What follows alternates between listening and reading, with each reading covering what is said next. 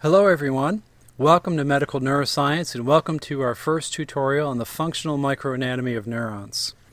As we think together, I have three learning objectives for us to consider. First, I want you to be able to describe in very basic terms the classes of cells found in the central nervous system. I want you to be able to focus on one particular class that will spend much of our time in Unit 1 of this course considering, the neurons. And I want you to think about the functional microanatomy of neurons. Now, I'll spend this tutorial explaining what I mean by that, but essentially I want you to be able to differentiate between the different parts of a typical neuron in terms of their structure and their function. And then lastly, I want you to be able to describe how that microanatomical structure of a typical neuron is compounded many thousands of times into the structure of neural tissue. And when we think of neural tissue, we're basically talking about gray matter and white matter. Okay, well, let's begin by looking deep into the brain. And to do that, I'm going to show you a slide that I prepared some years ago through the motor cortex of the human brain. So we're looking at just a few hundred square microns of tissue that has been stained with a particular dye called thionine to reveal the presence of what we call Nissl substance, which is basically the rough endoplasmic reticulum, or the machinery that's making proteins within cells. So it's just a great way to look at the cells that are present in tissue and to appreciate something about the composition of this tissue. So we're looking here and we can see a variety of different types of cells, and indeed the brain is a very complicated place, even from a histological perspective. So there are a variety of types of cells here, and I think we can roughly categorize them into three types. There are neurons, which are the primary processors of neural signals, and as I mentioned, we're going to spend a lot of time together thinking about neurons. There are neuroglial cells, which would be the subject of the next tutorial. And neuroglial cells, or just glia for short, perform a rich variety of functions. And just to summarize those functions, I would say that they support the electrical and the chemical functions of neurons. And then, of course, the brain being a highly vascular structure requiring a constant supply of blood, and in that blood comes nutrients such as glucose, oxygen, and the ability to eliminate waste substances like carbon dioxide. So with that rich supply of blood that we find throughout the central nervous system, we'll find vascular endothelial cells in brain tissue as well. So let's focus now on a neuron, and I'll make a few general remarks first, and then we'll get on with our survey of the microanatomy of a typical neuron. So neurons are the fundamental unit of function in the central nervous system. This is a very important point, and this is the reason why we'll spend so much of our time and energy in Unit 1 thinking about how neurons actually function. Now, for those of you who have a bit more background in the field of neuroscience or are more in tune with contemporary thinking in the field of neuroscience, you'll realize that some might challenge this dogma that's been with us since the debate of Ramon y Cajal and Camilo Golgi more than a century ago. So with the more modern discussions for the aficionados acknowledged, I would continue to assert that the fundamental unit of function in the central nervous system is indeed the neuron. Now, neurons possess all the metabolic machinery that are common to other somatic cells. So there's a region of the neuron that contains the nucleus and many of the organelles that are necessary for cellular life. So in that respect, neurons are very much like other somatic cells. But in several important respects, neurons are quite distinct. Neurons come in a rich diversity of form, and we call that form morphology. So when one sees diversity of morphology, you should be thinking that there might also be diversity of function or physiology, and indeed that's the case, as form and function and structure are intimately connected within the central nervous system, even at the level of individual brain cells. Neurons have unique bioelectrical properties. that distinguish them from most, but not all, other somatic cells. For example, the machinery that's necessary to generate electrical signals in muscle cells is quite similar to what we see in most nerve cells. And finally, there are specializations for intercellular communication that are pretty unique to the nervous system. And for many neurons, most neurons in the mature central nervous system, this involves the secretion of special chemical molecules called neurotransmitters. Now, again, neurons have not evolved this capacity independently of other kinds of cells in the body. There are other secretory cells that are well known in other kinds of tissues, but the challenge of intercellular communication demands some pretty interesting and some pretty unique specializations that we'll come to shortly. All right, now let's survey the different parts that make up a typical neuron, such as the one illustrated here, and this will give us a chance to think about what I consider to be the functional microanatomy of neurons. And let's begin with the cell body.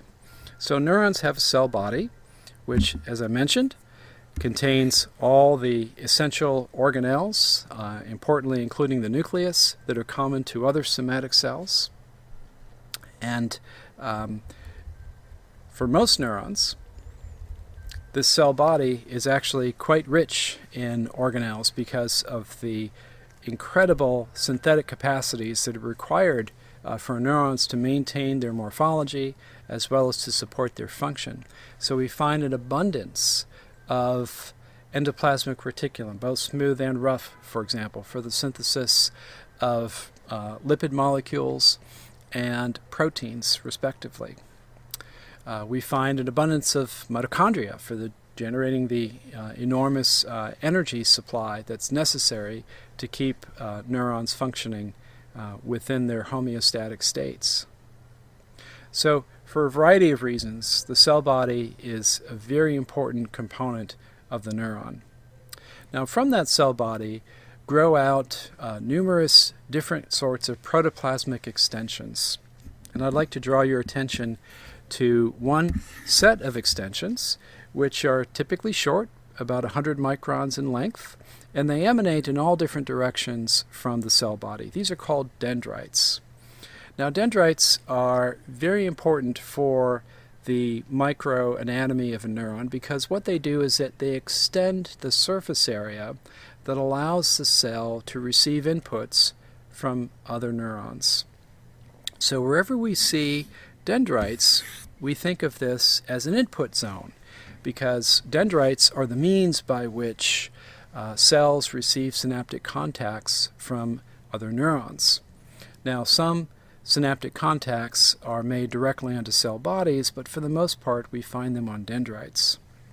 Now, dendrites also have some very peculiar, very fine microstructural features, and these are called spines. So if I can illustrate just a length of a dendrite for you, I'll show you what I mean. Imagine that's a dendrite, and if we were to look at very high power, we might see under a microscope that there are these tiny mushroom-shaped protrusions out the side of that dendrite. These are called spines. Sometimes they're not quite so mushroom-like in their shape. They're more of a filament that extends some short distance away. And sometimes there seems to be a little stalk and a protrusion at the tip of that stalk. So collectively, these yet increase the surface area of even a single dendrite and provide a place for synaptic contact from other neurons. So wherever we see a spine, we can be quite confident that there is a synapse in one state of formation or another from the axons that are surrounding that dendrite. Now, not all dendrites grow out spines. Some dendrites are smooth. And where we see cells that grow out smooth dendrites, we know that these cells tend to be those that have an inhibitory effect on the cells that they make synaptic connections to. So the presence or absence of spines on dendrites is one means by which we can classify neurons. And we know that that classification based on the morphology of the dendrite gives us some insight into the functional properties of those cells. The morphology of dendrites is one way that we can differentiate various classes of neurons, even among those that do in fact grow out spines. One of the very interesting types of cells that we find in the cerebral cortex is called the pyramidal neuron. And it's called that because the cell body is shaped something like a little pyramid. And from that cell body grow out a series of dendrites. And from the apex of the pyramid is one rather thick, stout dendrite that we call the apical dendrite, because it grows out from the apex towards the surface of the brain. At the base of the pyramid are a variety of other dendrites called basal dendrites.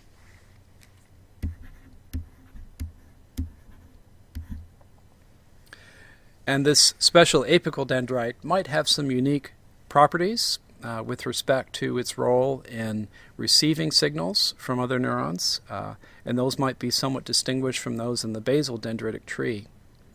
So the distribution of dendrites is again another important way that we have of classifying different kinds of neurons.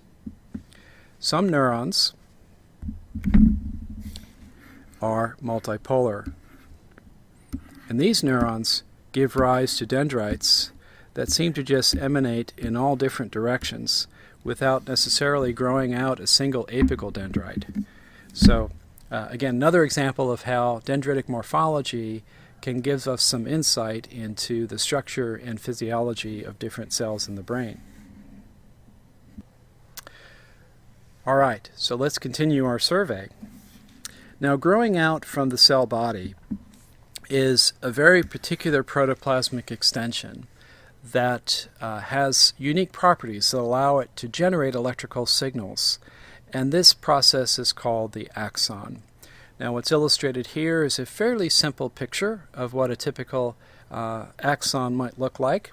It's a single process often that grows out from the cell body and can grow for some distance. Some axons are short, being less than 100 microns, and others are very long. In fact, some are incredibly long. Consider, for example, a cell that might have its cell body in the motor cortex right about here inside your head, and that cell has to grow an axon all the way down through the brain, through the brain stem, and into the spinal cord.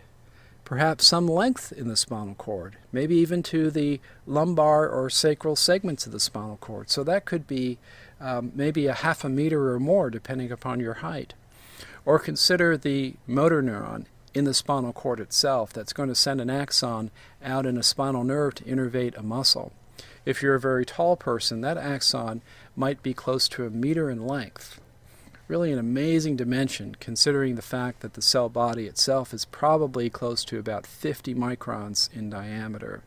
So that gives you a sense of how much biosynthetic capacity must be built in to these neurons, as well as some insight as to their need for the energy and the raw materials that's necessary to grow out and maintain the function of that axon. Now, on the function of that axon, this axon has the ability to generate an electrical signal. It's a special signal that we call an action potential, and we'll talk more about that in a later tutorial. That action potential is regenerated along the length of the axon, and in that way it propagates from cell body towards the terminal ending of that axon. So for that reason, we think of the tissue that contains the axons as a conducting zone and allows for the flow of information from cell body towards axon terminal. Now, at the end of these axons, that's where we find our synaptic terminals, or synapses. And these are specialized contacts that allow one neuron to transfer a signal to another. They come basically in two varieties. We'll say more about these in a later tutorial. There are electrical synapses that have specialized junctions that allow charged molecules to pass directly from one neuron to another, and with it is conveyed the electrical signal.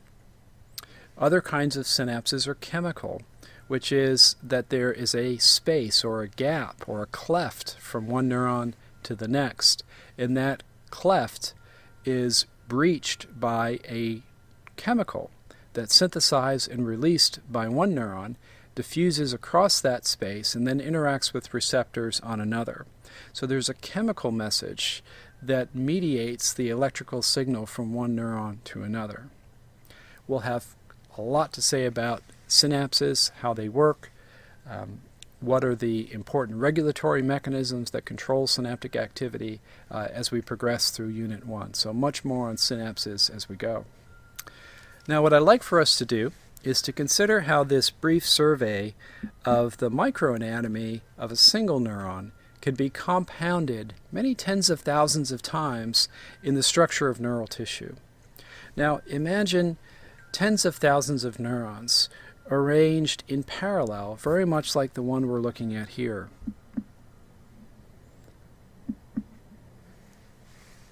And what I want you to appreciate about this parallel organization is that where we find the cell bodies and the dendrites, that is the input zone of one neuron, we'll find the input zone of many thousands of neurons that are arrayed in parallel in tissue, such as the cerebral cortex. And we have a name for this. We call this gray matter. So as we begin to look into the inside of the human brain, I'll be highlighting for you various divisions of gray matter. Those are distinguished from white matter. And now we can think about the cellular components that help us define what exactly do we mean by gray matter and white matter. So gray matter is where we find the cell bodies, the dendrites, and the synaptic connections of neurons. White matter is the conducting zone. That's where we find axons and the special insulation forming cells that surround those axons called glial cells, specifically in the brain the oligodendrocyte. So that is another component of white matter. And then of course both gray matter and white matter require nutrients in the form of vascular supply, so there are vascular endothelial cells in both kinds of tissue, both gray matter and white matter. And then finally, let me again emphasize that where we find the output zone of one neuron, we find the input zone of many others. So gray matter is both input zone and output zone, depending upon which neuron we have in mind. Okay, well, enough illustrations. Let's look at some actual brain cells. So here are some pyramidal neurons in the cerebral cortex that I prepared myself.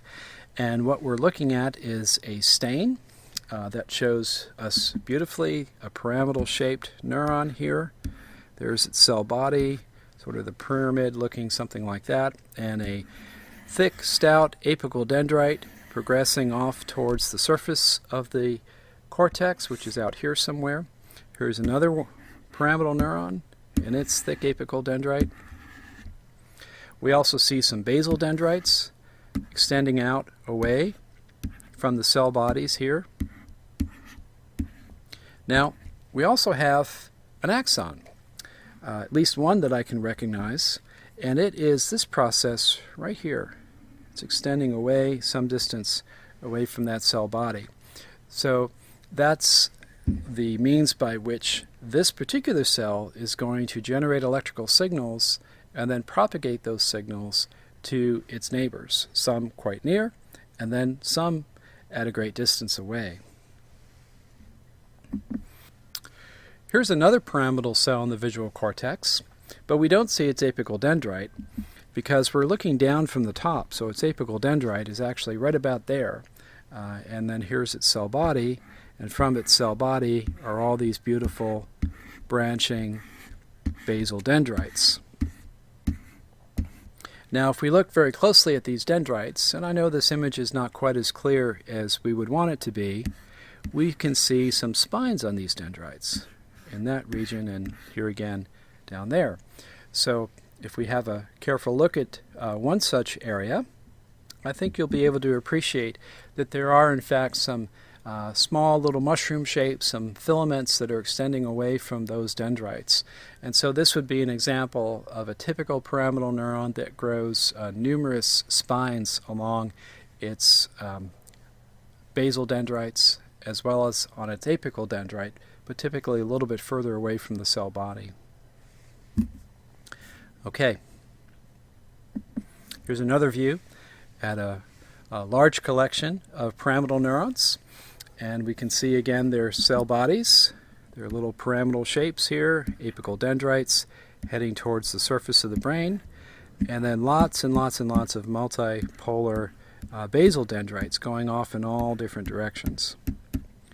Now we also can detect the presence of axons that are coming out and extending down into this white matter. That's what all these thin filaments are that we can recognize heading down through this relatively unstained background tissue. So here we see all the various components of the functional anatomy of a neuron, the dendrites, the cell bodies, the axons. Well, we can't quite see everything because we haven't yet seen the synaptic terminals. And to give you a sense of that, I want to show you yet a different view of brain tissue. So this is tissue that's stained with a green dye that has labeled axons as they make their way through brain tissue, specifically the gray matter of the cerebral cortex. And I would just draw your attention to these little points of light, these little spots that we can see along many of these axons. So these little points of light are actually places of synaptic contact. Now, some axons, they would grow out a terminal ending, and then there'd be a synaptic junction at that terminal ending. Others tend to make this beaded type of structure, and that's what we see here along these green axons. These are called synaptic boutons, and they're making what we say en passant, or in passage, synaptic connections. So along these boutons there may be synaptic contacts with dendrites out along the sides here. I know I drew them as if they look like they perhaps are spines, but they're really boutons because this is an axon, not a dendrite.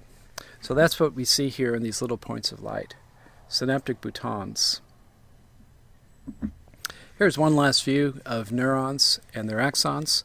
So we see cell bodies of retinal ganglion cells and axons that are growing out away from them towards the optic nerve head.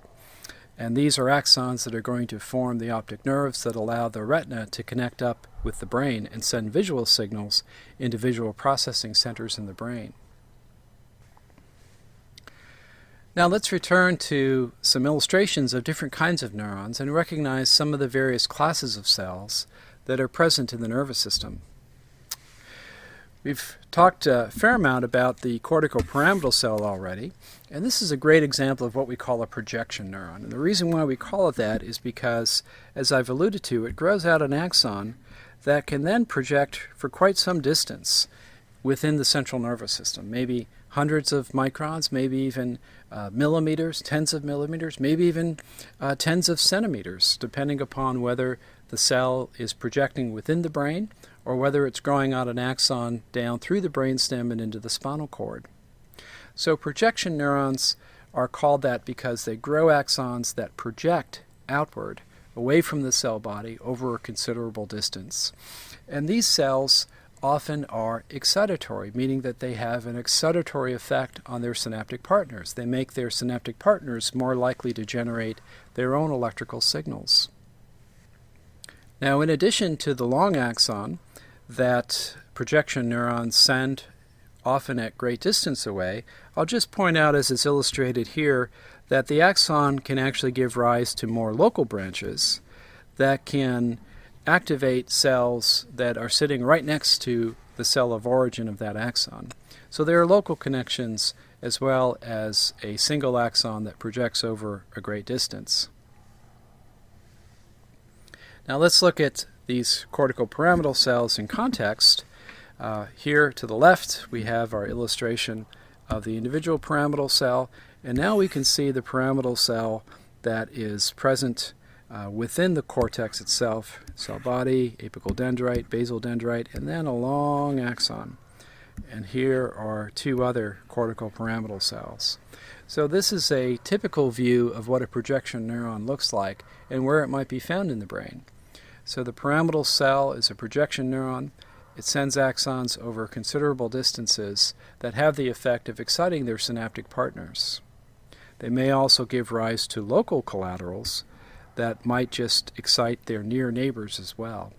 So they sort of have a dual function of activating local cells, but also cells at a distance. Now, in addition to these projection cells, we can also recognize some neurons that send axons over a much shorter distance, only perhaps 100 microns or a few hundred microns. One example is found here in this cortical stellate cell. So the cell has a cell body. It's typically multipolar. There are dendrites that go off in different directions. And then there's an axon.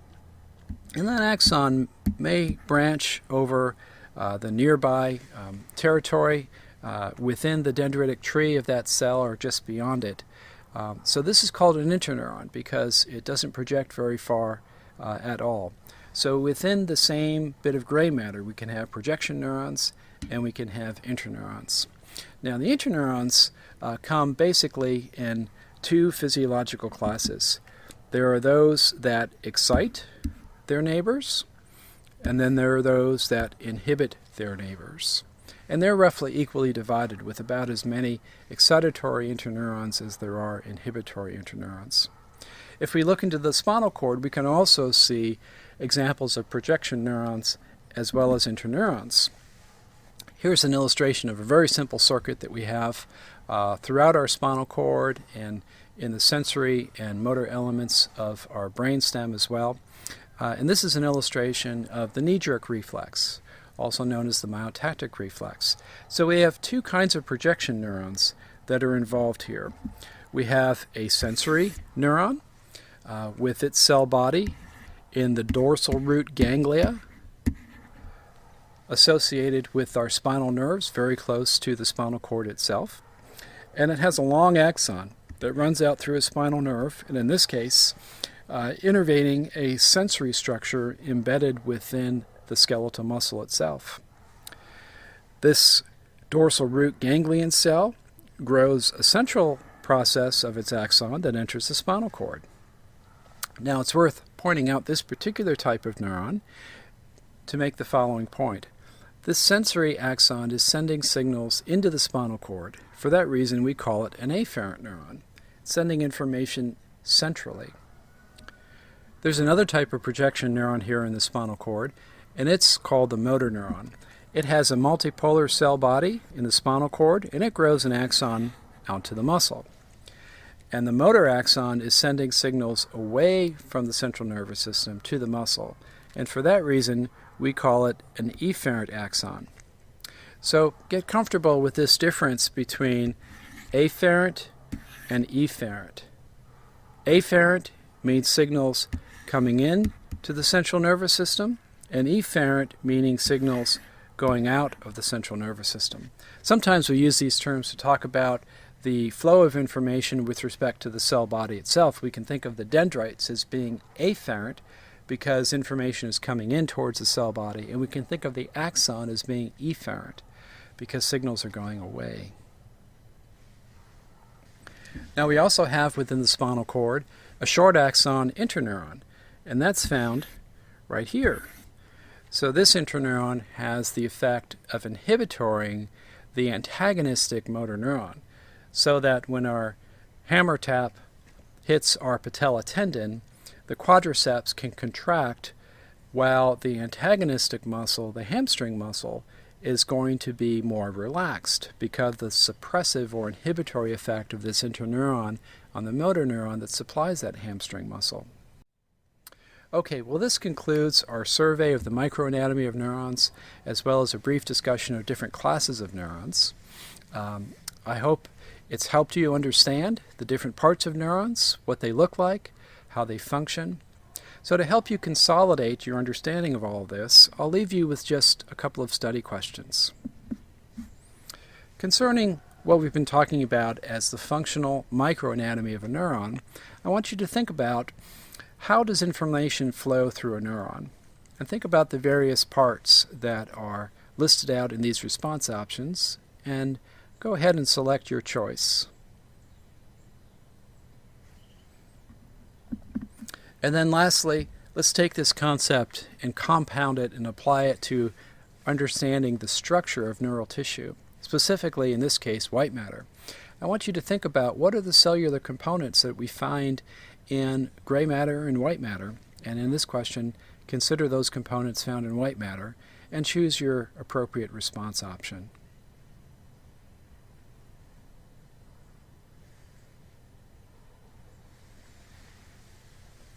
Okay, well that concludes our first tutorial. I'm sorry I went on about as long as I did. I will try to be more concise in the future, but I hope you enjoy thinking with me about these topics. I know I enjoy sharing them with you. So on to our next tutorial, considering the non-neural cells that make up the central nervous system. See you next time.